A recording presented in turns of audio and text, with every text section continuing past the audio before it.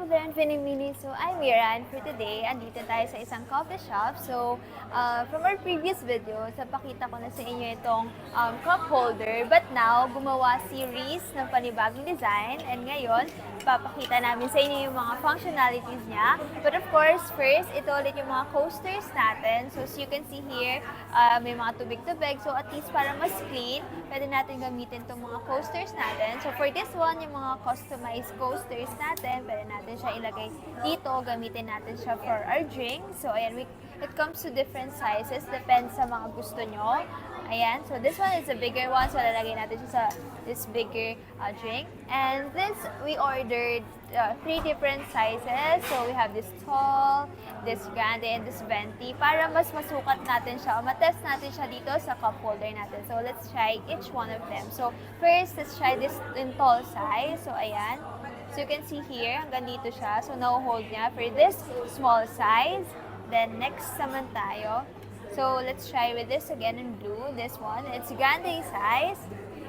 So, ayan, nakita nyo, swak din siya dito. And of course, dito naman tayo sa bigger one. So, let's try this naman sa red one. So, as you can see here, kahit itong bigger size is kaya pa rin netong cup holder natin. And, syempre, kapag halimbawa, mainit naman, syempre ito malalamig, compatible din siya doon. So, ito, kinda mainit talaga siya kahit meron ng itong sleeves na ito. So, syempre, mas mas gusto natin na mas nahawakan natin siya na hindi tayo naiinitan. So, as you can see here, ayan, mas comfortable na natin siyang hawakan. And of course, bukod sa nahahawakan lang natin siya dyan, pwede rin natin siya ilagay sa mga chairs kapag halimbawa different angles, kung gusto nyo tumayo, or what, kung saan nyo gusto ilagay. So, as you can see here, dito sa upuan, pwede siya dito, kasya siya here. So, if halimbawa gusto nyo tumayo or mag-rest here, dito nyo ilagay yung drinks, why not try it? So, ayan, lagay natin siya dyan.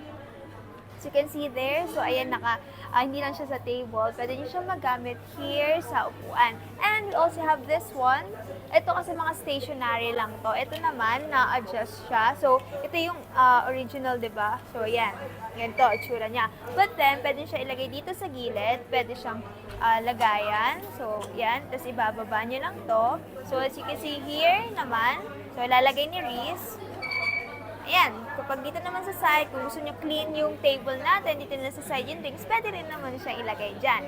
And of course, bukod sa mga pang-drinks, meron rin tayong chopsticks na dala. So you can see here, series, yan, dinedemo niya kung paano gamitin. And of course, hindi lang chopsticks. Siyempre, kapag gusto natin ilagay yung chopsticks natin, meron tayong chopsticks holder. So, matchy sila neto.